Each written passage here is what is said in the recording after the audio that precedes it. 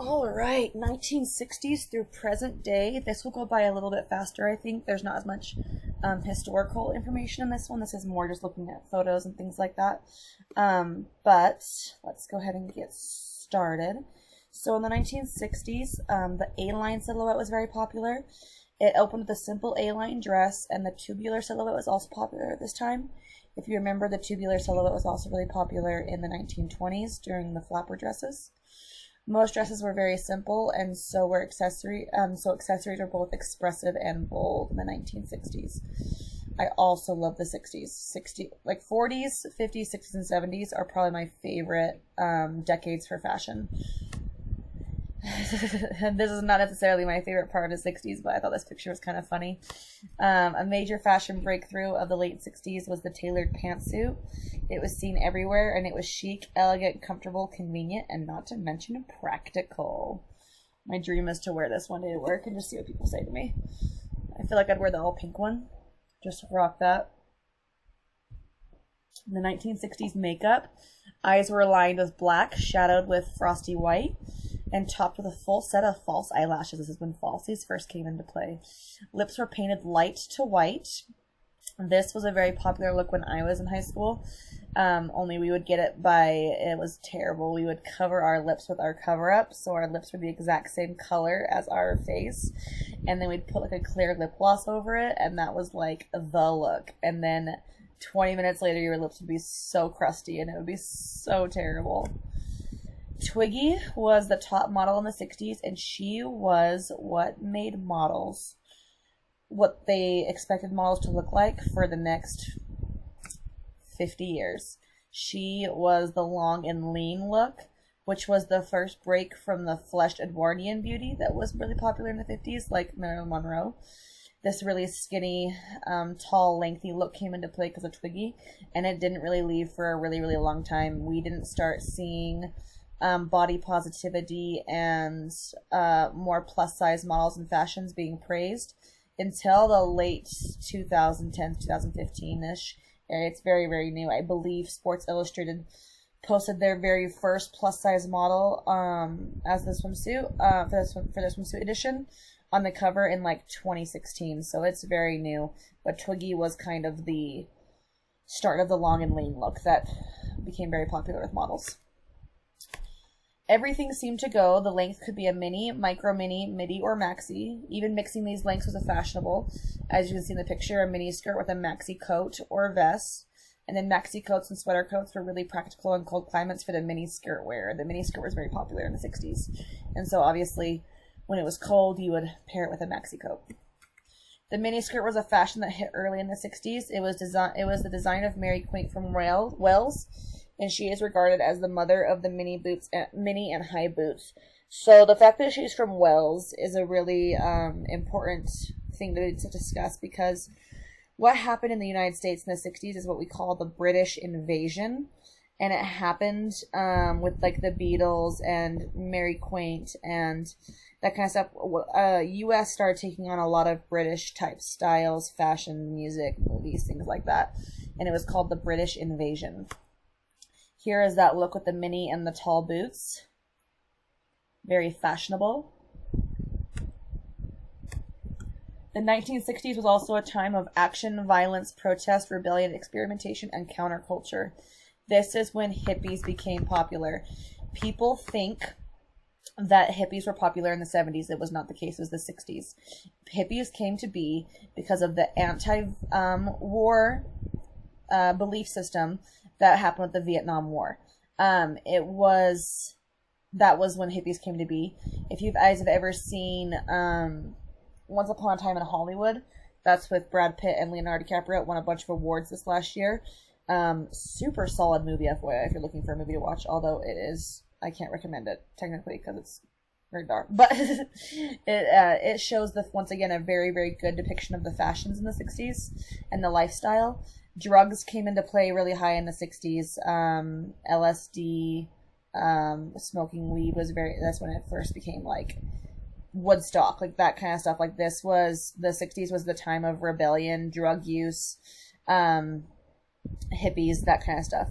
Dramatic events took place during this decade, and dramatic changes in fashions occurred During these years, two sets of fashion developed side by side, fashion for the young and fashion for the rest of society. Here we have some pictures of some hippies in the 60s. Women's liberation happened in the 60s. It was a liberation movement that caused women to burn their bras and wear men's clothing.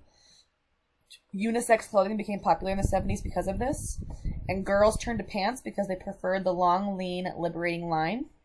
And boys kind of switched from their fashion that they had been accustomed to for the last 100 years. They wore embroidered shirts and beads because peasant embroidery and bright colors offered a liberation from the notion of what had been masculine taste for the last 150 years. So here we have some more looks of the 60s. In the picture on the top left, this is a woman burning her bra in the middle of the streets. We also have the civil rights movement in the 1960s, and it sparked an impressive move to ethnic fashion. Black and whites alike found interest in the African colors and prints. Afro hairstyles were worn by most African Americans, and some whites used perms to get the Afro hairstyle as well. Then we have the calm of the 60s. There was a lot of social unrest in the 60s. There was lots of protests, lots of, you have the Civil War movement, so it was a really, really big time historically in the 60s as far as social unrest. And so society kind of looked towards Jackie Kennedy. She was married to President Kennedy. I always call her Jackie O. That was one of her main nicknames. And she was kind of the fashion icon for the more refined, sophisticated part of the 60s. She stood out at the time to represent a more conservative fitted dress favored by many women.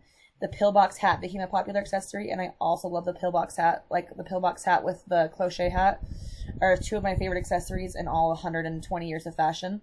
She's wearing the pillbox hat in this picture. Here are some examples of Jackie O, so you can see that she is just a very, very beautiful, very classy, very sophisticated woman, but President Kenny just wasn't good enough for him because he totally cheated on her with Marilyn Monroe. That was never proven, but it's definitely happened. Here's some movies that portray the 60s really well. Breakfast at Tiffany's, and then this is one of my favorite movies of all time, Forrest Gump. This is a fabulous movie to portray the 60s. It goes through his whole life, and so it portrays many decades, but it shows the war, it shows the hippie lifestyle, it shows those types of movements, the social unrest, it shows the drug use, it shows the promiscuity that was going on in the 60s. Like, it was, Forrest Gump shows the 60s so well.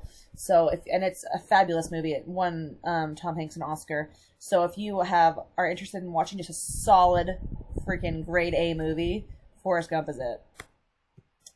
Then we go into the 70s, and this is where it's kind of transitioned from the hippie to disco era. Fashion in the 70s was extremely flexible. Most people dressed to identify with their particular lifestyle rather than fit into any fashion mold set from Paris or anywhere else. Bell-bottom jeans were very popular, so this is the first time that women really started wearing like the jeans look that we're pretty familiar with. And it created the triangle silhouette because they obviously had the sloping shoulders and then the wide leg bell-bottoms, which created the triangle silhouette. And this picture right here is an example of those jeans being worn. These three girls are the original Charlie's Angels, if you were wondering. Here we have some men's fashion in the 70s. It's not my favorite, but it's the mustaches and the chest hair. It's very there. This look that Farrah Fawcett, she was a style and fashion icon of the 70s and 80s. I love her so much. I think I may have mentioned this to you guys, but she was one of the first Charlie's Angels, and she was just amazing. Like, I just love Farrah Fawcett, and she was responsible for one of the most popular hairstyles of the 70s and 80s, and it was even named after her. It was called the Farrah, and you can go and ask your moms and your dads or your aunts, your uncles, whoever it is, and who was like a teenager or a young adult in the 70s. Ask them if they had the Farrah hairstyle, and they probably did. And the sad thing is the Farrah hairstyle only looks good on Farrah, in my personal opinion. But everyone went and got it. And so she was a style icon. She died in 2009, one day after Michael Jackson, so no one really cared that she died because Michael Jackson's death kind of overshadowed hers. But I remember when she died. It was really sad. We have the polyester fiber. This is a very popular fiber in the 70s. Some men's suits were fashioned in 100% polyester and marketed as the wash and wear suit. It was very casual with buttons down the front, patch pockets, and bell bottoms. It was comfortable and easy to care for, as well as being wrinkle resistant. If you look at the picture on the right, you see that this man is very confident, and he's basically saying, hello, look at my chest hair, in this very wonderful forest/emerald green deep V suit. So it was a look for sure. As we move on from the hippie to disco era, you see that the disco became very popular. Segregation was happening very prevalently in the United States at this point as well.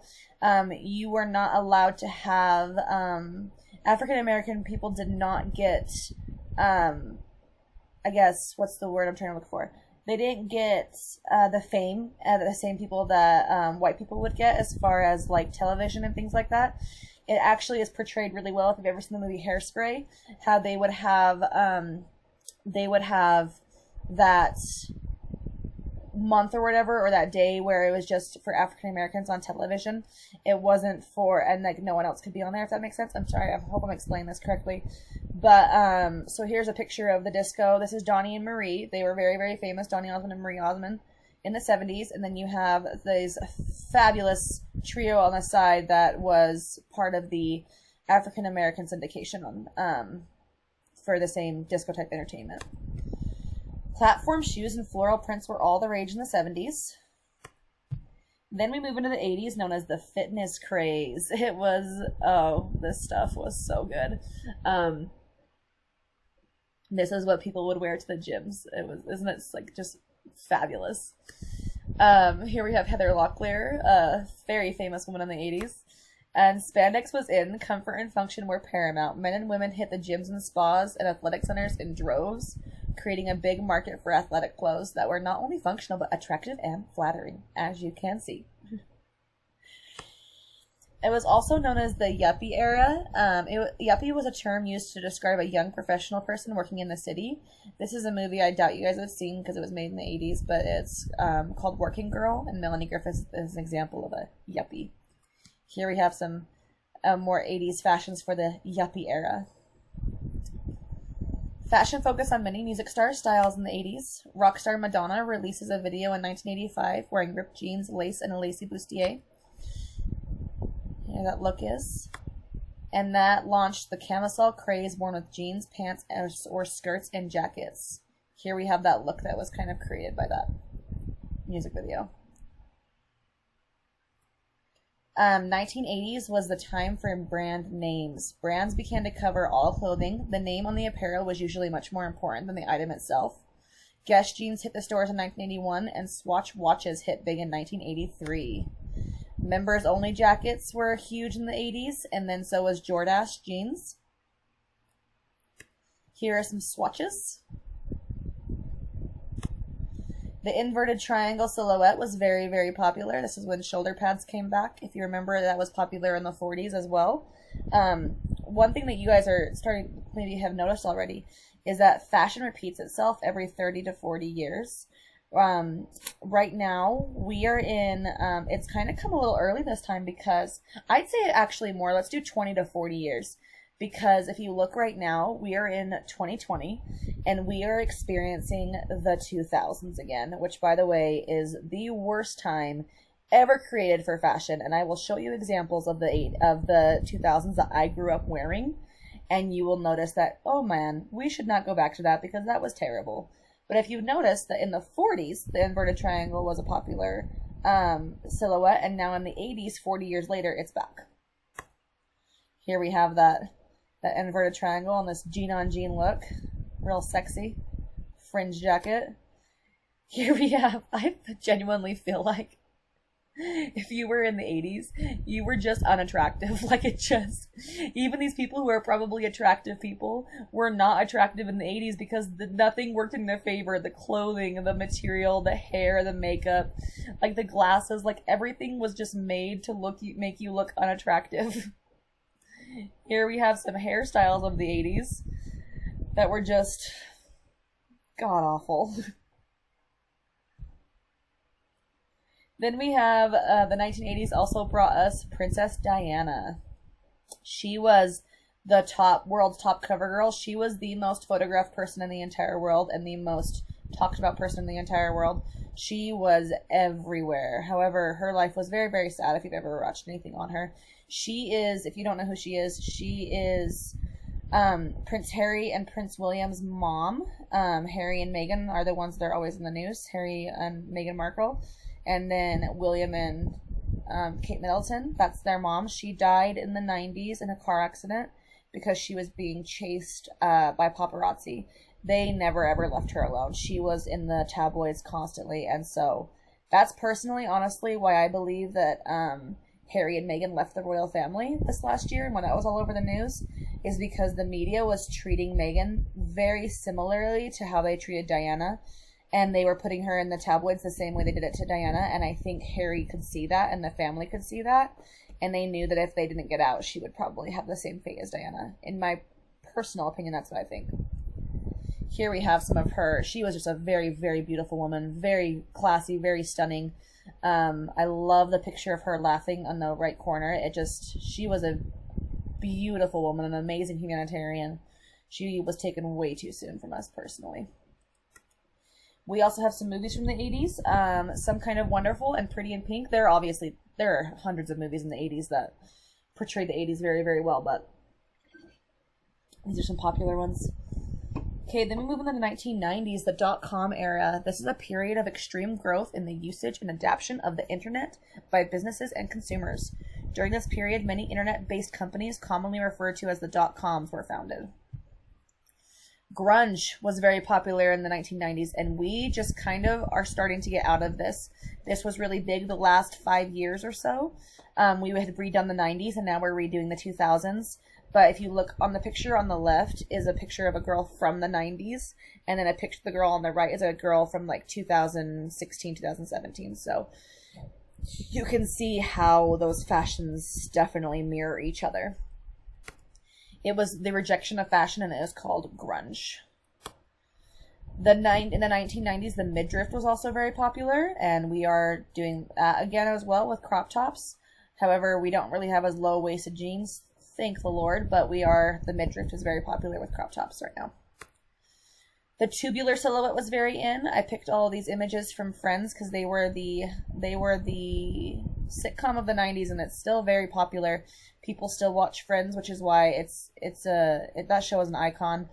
And this is some pictures taken of the main girls from the 90s, and you can kind of see that these are all things that you would probably wear some version of today, if not at least a few years ago, because now we're moving a little bit more into the 2000s. Here's a picture of Friends. Like I said, they were an icon. Speaking of icons, in the 1990s, Jennifer Aniston portrayed Rachel Green on Friends, and she had a haircut that the world went crazy for, and it's even called the Rachel. Women went to hair salons in droves, and they would say, "I want the Rachel," and the hairstylist would know what they meant, and they would cut it like Jennifer Aniston's in the show. You can see on the other two pictures, that's Cameron Diaz and Julia Roberts. They have the Rachel as well. In my personal opinion, the Rachel only looked good on Rachel, but it's kind of the same as the Farrah Fawcett hairstyle. But if you notice, actually, I don't know if you've heard this before, but Jennifer Aniston actually hated this haircut with a passion, and she grew it out really fast. If you ever watch the show Friends, you can see that she only has this hairstyle for maybe half a season until she starts to grow it out. She hated this haircut. We move into the 2000s, which is the hip-hop style era. And this is kind of more of the fashion that you're seeing being replayed today. And then I'll show you some more. But was known as the hip-hop fashion. Here we have these lovely looks by Gwen Stefani and Jennifer Lopez. The biggest difference you'll see here that we don't have today right now is low-waisted jeans. If low-waisted jeans come back, I expect there to be a revolt, and I expect there to be a war against fashion. Because low-waisted jeans are the worst thing that's ever happened in the history of fashion, and if you guys bring those back, and you make it so that we have to wear those again, I will personally... I will revolt, and I won't do it. I will not do it. Okay, so we have this is actually, because I mean, it's really close to the date, so this is actually kind of cool to talk about. But at the start of the 2000s, fashion was influenced by technology. So a lot of metallic fabrics and futuristic styles were popular. However, political events such as 9/11 caused fashion to become much more conservative. When 9/11 happened, people did not know how to react. It was a tragedy. I was young, and so I didn't really understand the severity of it. I was really naive. I was only in fourth grade when 9/11 happened, and so in my childlike innocence, I thought, like, I didn't think that many people died, because I was like, oh, I mean, they just got out, like, it's easy, like, oh, they hit the towers, and then everyone just went down the stairs, they went down the elevators, and everyone got out, and only a few people died on the top floors. And that's what happened. And so I didn't even really understand it until I got older and I started seeing what 9/11 really actually was and the tragedy that it was in America. And Americans did not know how to react. They were absolutely devastated, and everyone was just broken. And so they kind of, I don't even know if they necessarily did it on purpose. It may have been just more subconsciously. The fashion moved much more to a conservative type view. Americans returned to the classic American style, like khaki pants, polo shirts, and suits. Pastel and light and soft colors, dark blues and greens are classic colors. Brands like the Gap and Ralph Lauren specialized in the classic American style popularized in the 80s. Here we have the kind of fashion that I grew up on. I'm pretty sure I wore every single one of these outfits, and Mary-Kate and Ashley were the 2000s queens. Here we have the embroidered pants and the belts that serve no purpose. Here we have the polo shirt. If you were super cool, you popped your collar, and if you were the coolest of the cool, not only did you pop your collar, but as you can see on the picture on the left, you wore 2 polo shirts and you popped both collars. Oh my gosh, it makes me cringe, guys. I'm not talking when I'm like you literally popped your collar. I had a polo shirt that had writing on the inside of my collar, so that when I popped my collar, you can see the writing on the. Oh my gosh, it was so bad, so bad. Here we have another popular look of the 2000s. Men did not wear very tailored clothes. It was a very, very baggy look. Women, halter tops, mini skirts, very popular. Here we have some hairstyles of the 2000s that were, I had every single one of these hairstyles, by the way. I used to have, if you look at the picture of Hilary Duff on the bottom right corner, you can see that half of her hair is crimped and then half straight and then crimped and then straight, then crimped and straight. That was such a popular look when I was in junior high. Like, I remember I had a party once and I was in 8th grade. And I did my hair, I straightened it out, of course, obviously, straight as a board. But then I took the very top layer of my hair and I did ringlets in it. And so I had like 7 ringlets sitting on top of my hair, and then the rest of it was straight. And like, that was a good look. It was so bad. If you look at my yearbook, you can see that like one of another popular look was 3-barreling. You can see the picture on the bottom left. Only you 3-barreled, only like the first fourth of your hair, and then the rest was straight. And so many people wore that on picture day when I was like in junior high and high school. Oh, such a sad time. And you guys are gonna bring it back. I know it. Here we have a look that's very popular for boys in the 2000s, the frosted tips and the faux hawk. You guys have the F-boy haircut now. We had this was the douchebag haircut for sure, and it was the faux hawk. Any guy who was a player who was going to mess you up emotionally and make you go to therapy 10 years later, had this haircut, 100%. If a guy had this haircut, he definitely manipulated you. We have some popular shoe wear of the 2000s, the platform flip-flops. I had these in 3 different colors. The K-Swisses tennis shoes, and then these platform sneakers, which I have seen come back already, by the way. We move more into the 2010, this is more like 2005-ish. You have jeans were very popular. Women wore jeans with absolutely everything. And then they would dress it up by wearing like a silk camisole and then like high heels. That's how they dressed up the jeans. Guys wore jeans with everything. Also, you can see the picture on the right. Men wore very unfitted clothes. Like, look how big this leather jacket is on Freddie Prinze Jr. Here we have some more fashion. Oh, these are so bad of the 2000s. Look at that snake print jacket on JC from NSYNC. Oh my gosh. Look at the. That's Beyonce before she was Beyonce. That was Destiny's Child right there. That's what made Beyonce. And look at those. I had those jeans. Like, I had those lace up jeans. And I thought that I was like real like sassy because my laces was like the laces on my jeans were leopard print. So I was feeling all sorts of like cool. Oh, such a bad time. Oh, then we have the 2007, 2008-ish era, the mini skirts, the jeans, the t-shirts, the flip-flops, the cargo pants. I had the cargo pants, the mini purses. I don't know if you guys know this, but back when I was in high school and junior high, if you took a backpack to class, you were considered weird. That was a very weird thing. Now it's super normal. Obviously, everyone has backpacks. But when I was in high school and junior high, you did not take a backpack because it meant you were like a loser. You would stop by your locker between every single class period and grab your stuff for the next period, and then you would carry like your pencils and your pens and all that stuff that you need in a little tiny purse that you would just put on your shoulder. And every single girl had a purse. Like, every single girl had a purse. There was no such thing as a girl not having a purse at school. And so, that's just... That cargo pants, white tank top, and green purse, and flip-flops, I'm pretty sure I had that outfit in 10 different variations. Here we have this look from the 2000s. Oh no. The leg warmers and the mini skirt and the stilettos. So bad. Like I said, jeans with everything. Look at this outfit that Anne Hathaway is wearing. Like, good lord. Who let her leave the house with that on?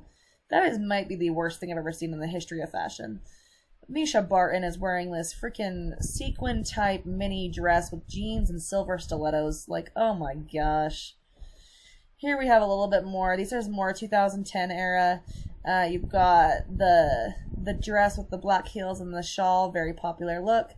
What the waist belts were very popular. Kim Kardashian. I know it doesn't look like her anymore, but that's what happens when you plastic surgery. But she the belts around your waist were very, very popular. The belts that served no purpose. Oh, the name brands were back. Name brands were back. So there I said, about 20 years later, the 80s was huge in name brands, and then we get into the 2000s, and we're in name brands again. And the only fashion when I was in high school, like my sophomore year, and even a little bit in junior high, was Aeropostale, American Eagle, Abercrombie & Fitch, Hollister. Everyone wore it, and it was all these t-shirts. You would go to the store and you would buy 7 to 10 of these t-shirts, and that was your wardrobe. You would switch them out every day, and you would wear a pair of jeans with them and flip-flops or sneakers, and this was fashion. Guys wore it too. If you were to look at my yearbook, my sophomore year, you would see every single person is wearing some kind of t-shirt that shows off this brand, one of their brands. We move a little bit more to 2010s. It becomes a little bit more dressy. They're kind of, jeans still very, very popular, but women start to wear a little bit more of the flowy tops and kind of the little bit more, I guess, feminine fashions. The buckle jeans were very, very big, and as you can see, this was a very popular style when I was, this was popular all through my high school and even into college a little bit. This is the kind of jeans that you wore. Ed Hardy was a very, very popular look when I was in high school. These graffiti type looks were very, very huge. And college too. This was my like senior year into college. I remember this is what a lot of my fashion looked like. I didn't have necessarily any Ed Hardy because it was name brand and I couldn't really afford Ed Hardy, but I had this kind of print on pretty much all of my clothes. Leggings came to be, thank the Lord. Women realized that jeans suck and leggings are 1,000 times better. They are, and tunics became really popular. The hipster style came into be in the 2010s, and it kind of stuck around for a while. It's still pretty popular.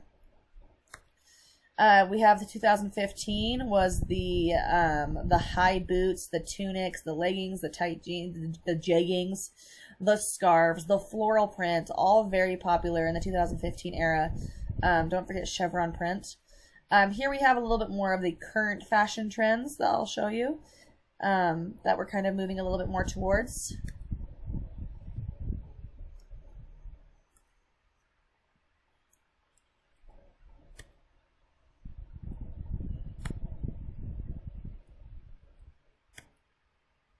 Here's a kind of the more dressed up style now. Men's pants have gotten shorter though, and I absolutely loathe the short pants with no socks look personally. I don't like that look, but that's just my personal opinion. Glam and glitter is back for women. Here we have some popular trends that you'll see nowadays. Doc Martens are back, and they are huge. Mom jeans rule the world. Sweats, leggings, anything you can dress those up. Very, very popular. Blazers. Here we have some fashions that you see today. Doc Martens once again. Fashion predictions. What predictions can be made about the years to come? What do you guys think you're going to start seeing? What do you think is going to come back?